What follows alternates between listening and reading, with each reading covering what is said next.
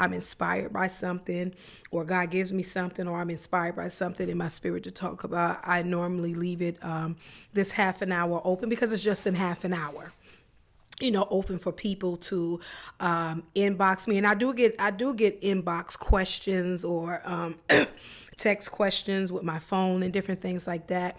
And so majority of the time I get a lot of questions, as I have done before. When you see me, if you've been following me with me here and my lady friends, which are not here right now, we would get a lot of questions and different things like that. And so a lot of times I'll pick the most common questions that are asked. So I'm not found repeating myself, but sometimes I may be found repeating myself because perhaps maybe somebody didn't see that show, or, or just didn't know, or anything like that. So, and I pick those questions, and those are the questions that I pretty much try to answer and talk about. And here is my disclaimer. I pretty much go into, when I'm answering these questions, I'm pretty much going into it more surfacely than in depth. I always encourage whatever answer you hear or what I give, we can always agree to disagree. Okay, if you're not, in agreement or anything that I said, that's fine. Take the answers that I do say. You can take them, study them, do your own research. You know what I'm saying? I'm an advocate in studying and researching myself. I just don't take what a person says. But I also, study it myself, and, just try to get my own information. So these are not answers that I'm just going into depth with, because I try to do 3 questions at a time, and I try to minimum stay on each question like maybe 10 minutes at the most, and not just prolong it on each question unless a question has me on there for a certain amount of time. But anyway, as I say, it's 3 questions that I pick, and I do my best to answer them, and hopefully they can be part of your solution. Excuse me, I'm just getting over pneumonia. I haven't been out in a while, so I still have a little dry cough going here. So hopefully they can help and be a part of your solution. But I also want to say too, you are more than welcome to call in too. The number is 216-298-1554. That number again is 216-298-1554. Okay, so we're going to get ready. Mic is being adjusted here for a minute. Okay, and we're going to get ready, and we're going to go right on ahead into our questions, because I already spent 5 minutes of my 30 minutes. So that means, we got 25 minutes left of answering these questions. I have 3 questions that I picked, that I chose, and I'm going to just read them, and then we're going to go ahead on. The first one is help. They send a message, they say help. I'm about 3 years into my marriage. Well, they're about 3 years into their marriage, and they're all ready to call it quits. That's the first question. I don't think that's a question. That's more of a help me. What can I do? The second one is we've been married for over 20 years, and changes are starting to happen in their marriage. They're noticing changes, and it's starting to affect their relationship. Not too for certain what the changes are, because a lot of times when people submit these questions, concerns, or topics of discussions, they don't divulge everything. So I have to kind of play with pieces and try to just answer it the best way that I would think or that I know. And the third one is my spouse isn't as intimate or affectionate. I believe it's or as affectionate as they were in the beginning of the marriage. Okay, so let's start with the first one. Help. I'm about 3 years into my marriage, and they are ready to call it quits. Well, this is what I will be getting. I will say this, excuse the coughing. The first couple of years of marriage, as I like to tell people, when me and my husband would counsel marriages, we definitely let them know and help them to understand the first couple of years of marriage is going to be like the rough patches. It is like the rough times. It is the testing, the trying, the challenges. Not that you're not going to have any as the years go on, but now you're really now in another type of relationship. You're more so now in a covenant relationship, a relationship that calls or calls for action or demands action versus your regular relationship, boyfriend and girlfriend relationship, where you can just walk out, turn away, or whatever. Not that those type of relationships don't call for a demand of action, but now relationship, this is a covenant agreement. You vowed for better or worse, richer for poorer, sickness and health. These are things that you now have to that calls for demand action that you really now have to really work on doing. So, and then you also too have to realize, these are two people merging, two people merging, and two personalities and stuff coming together, and you're no longer independent. Now it's the two being challenged to come one. And I don't try to get all theological about different things, but I do sometimes will have scripture. And this scripture that I have for this one, I'm about 3 years in my marriage and I'm already to call it quits. Ecclesiastes 4, 9 through 12, which says, I'm not going to probably read it all, but it says, Ecclesiastes 4, 9 through 12, two are better than one, because they have a good reward for their labor. For if they shall fall, the one will lift up his fellow, but woe to him that is alone when he falleth, for he hath not another to help him up. 11, again, if two lie together, then they have heat, but how can one be warm alone? Last verse 12, and if one prevail against him, two shall withstand him, and a 3/4 cord is not easily broken. Thank you. What I like about this scripture is that this highlights the importance of doing life together. You understand what I'm saying? It's no longer seeing yourselves. This helps you to see no longer seeing yourselves as alone or independent, which you kind of probably was. We are before marriage. We're in that dating and that wooing session of the relationship before it becomes a marital union. You're more alone. You're independent. You're making alone decisions. You're making independent decisions. And so what happens is when marriage comes together, there are no more independencies. Decisions are now made together, something that, maybe you possibly, like I'm saying, I'm just trying to answer it and guess here. Decisions are now made together. Maybe, I don't know if you were making decisions before this, but anyway, now you really have to make decisions together. Adjustments have to happen where you're used to being alone or independent. Now you're around someone, possibly, I'm just exaggerating, like 24/7, 24 hours a day. You know what I'm saying? So different adjustments have to be made to how you used to live life and how he used to live life, and just whatever, whatever is playing the variables that's in it. I'm not sure if there's children involved. I'm not sure of whatever decisions, are happening that will want you to call it quits. Maybe he's not doing something you like. Maybe she's not doing something you like. I'm not too clear on everything, but I do know that the question sounds more frustrating. You sound frustrating. So I don't know what particularly your frustrations are. You didn't make that clear. But also too, not only does Ecclesiastic 4 highlight the importance of doing life together, but it also highlights the joy of having a partner, a helper, and a companionship.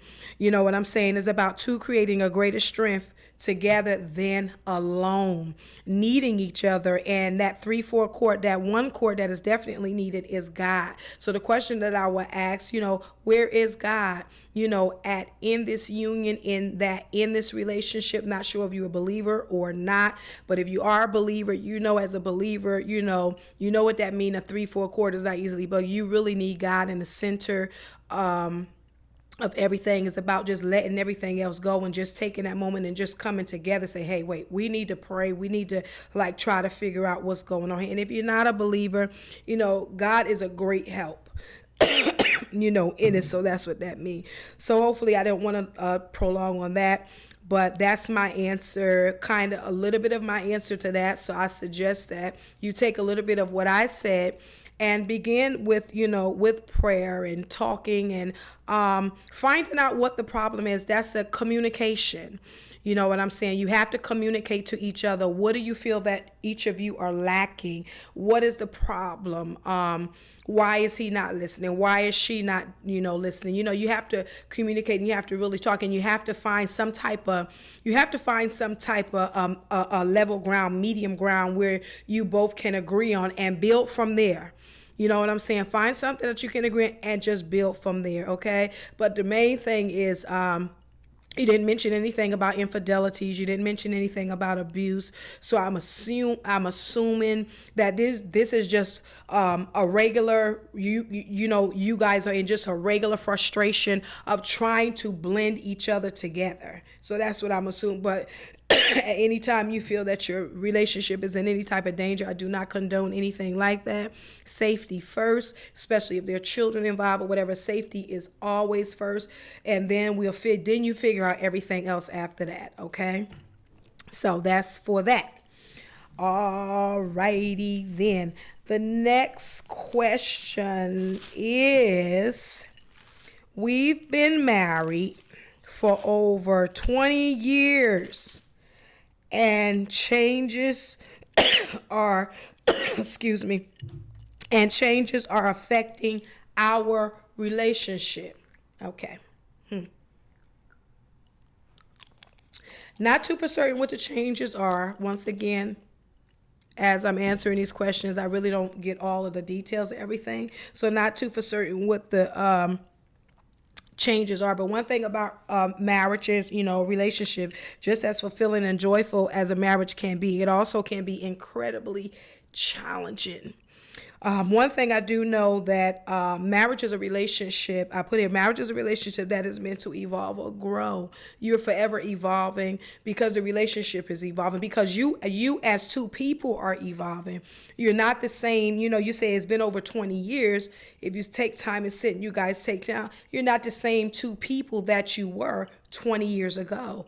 You know what I'm saying? You've changed. I don't know your ages. I don't know where you at in your age. I don't know even where you at in your maturity. But one thing I do know, you're not the same two people that you were 20 years ago. So you cannot live as though that you are these two same, that these are two same people. You have to evolve, you have to grow. Your marriage, one thing I know about relationship is going to grow with or without you.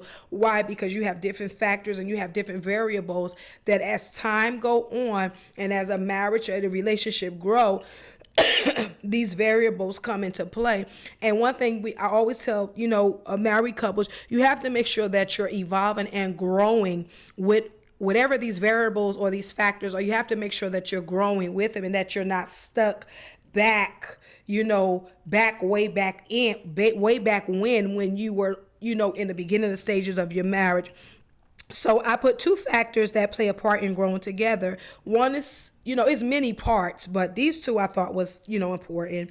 One was self-awareness, and the second one was variables, that play a part.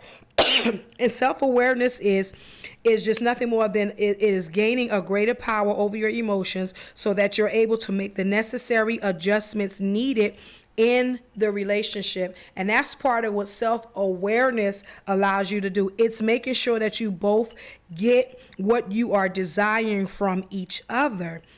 You understand what I'm saying? But in order for you to be able to do that for each other, that's what self-awareness comes. You have to see, okay, what is it that you're looking for?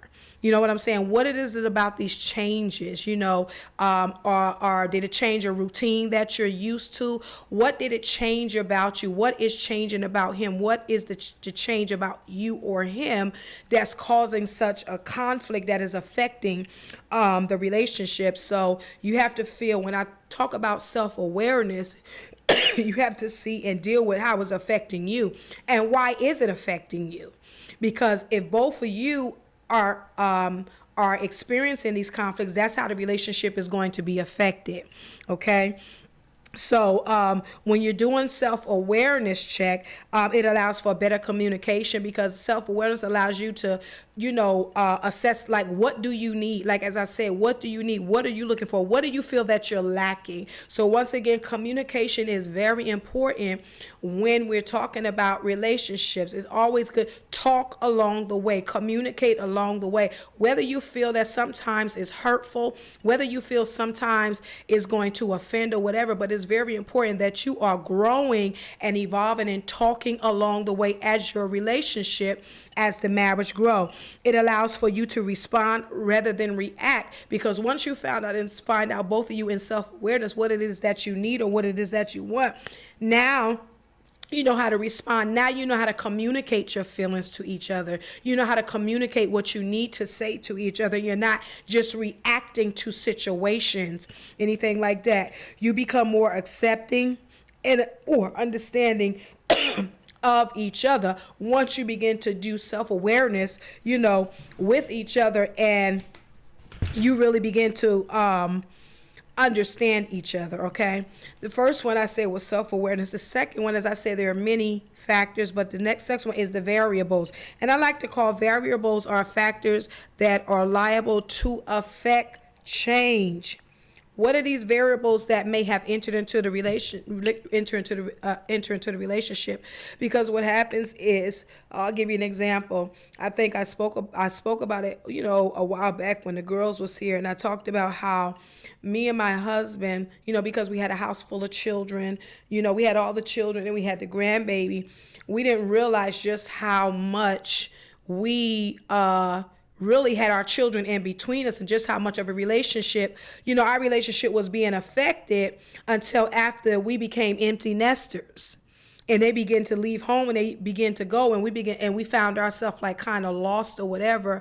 And I think what happened was with us, we just adjusted to their presence. We adjusted to their presence and their and them being there, and we didn't so much allow ourselves to talk and communicate and to grow, and we really lacked reaching out to each other, because the children were always in between and we were always family. So at one point we began to neglect ourselves, so it wasn't that we weren't communicating or weren't talking to anything, but we really began to forget about ourselves and our relationship. And so what happened was, as I said, evolving and growing. We didn't evolve and grow with the children's presence and with them being. We didn't relate to each other also too as we were relating to the children, if that kind of makes sense.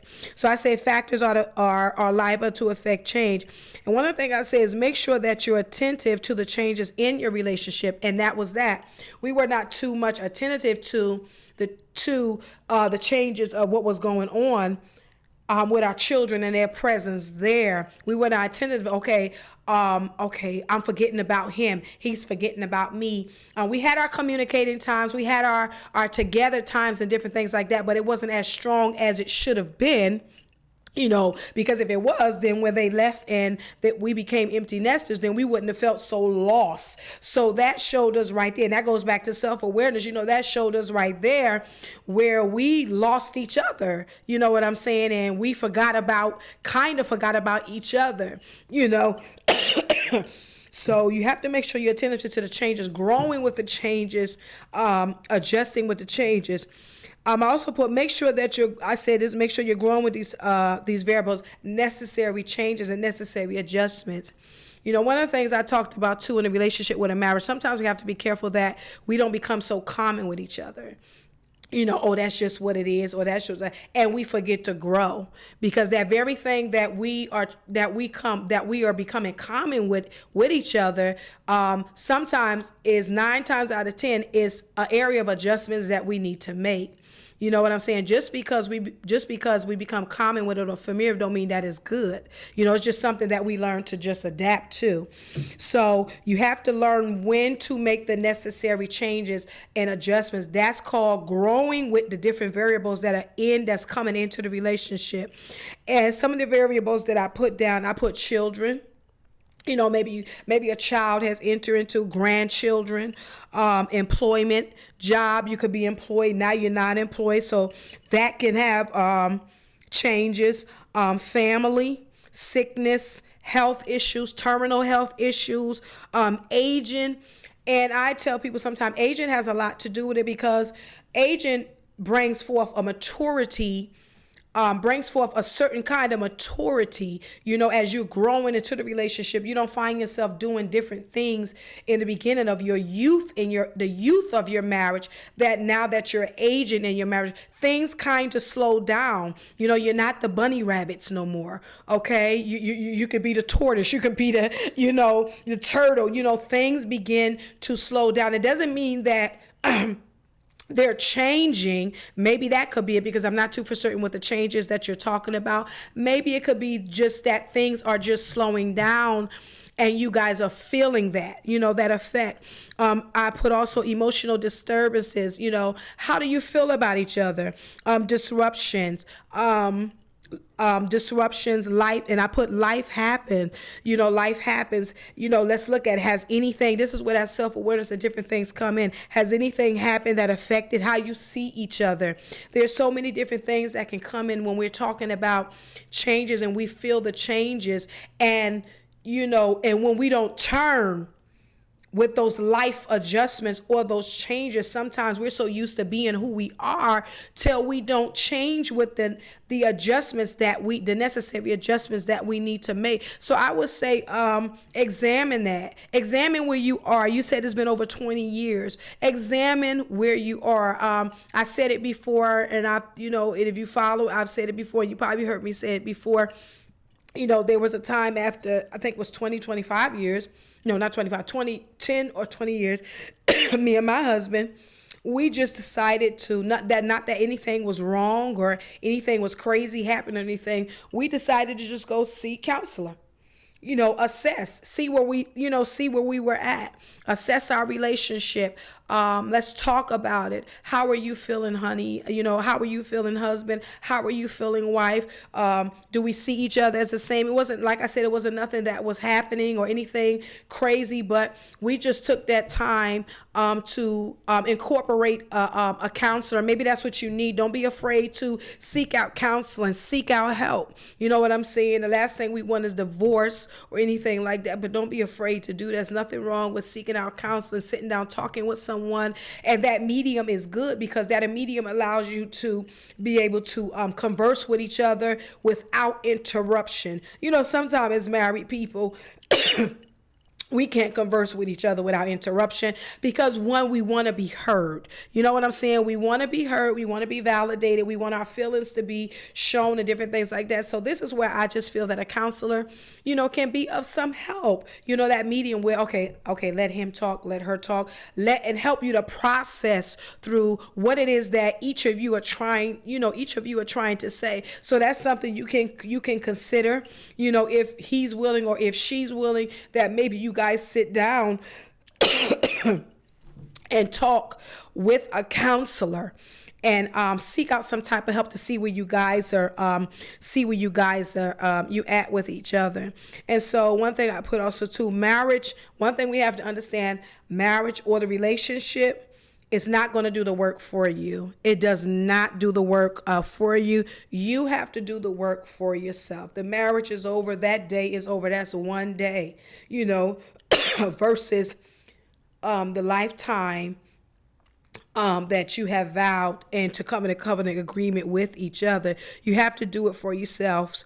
It's not about, and I say this, is not about finding the right person, but it's about becoming the right person, becoming that person that each of you need. Okay, marriage will not always make you happy, and I put this: marriage will not always make you happy, but it will create opportunities for you to work on being happy. We under this assumption we find the right person, oh my God, everything is going to be cool, everything is going to fall into place, but that's not true at all, because now you have to tend to the relationship, and as the Bible says, the two is the two becoming one. And that's challenging becoming one, especially when you're coming from different backgrounds. You're coming from different ideals of what you think a marriage is, or, upbringings, and just everything is just different. Two different personalities and different things like that. And so when you say that your marriage is, I'm not sure what your changes are, but as I always say, take what I say, go home and dive into it some more, pray about it. Once you pray about it, be still and hear God, hear God. And he speaks in all different kinds of ways.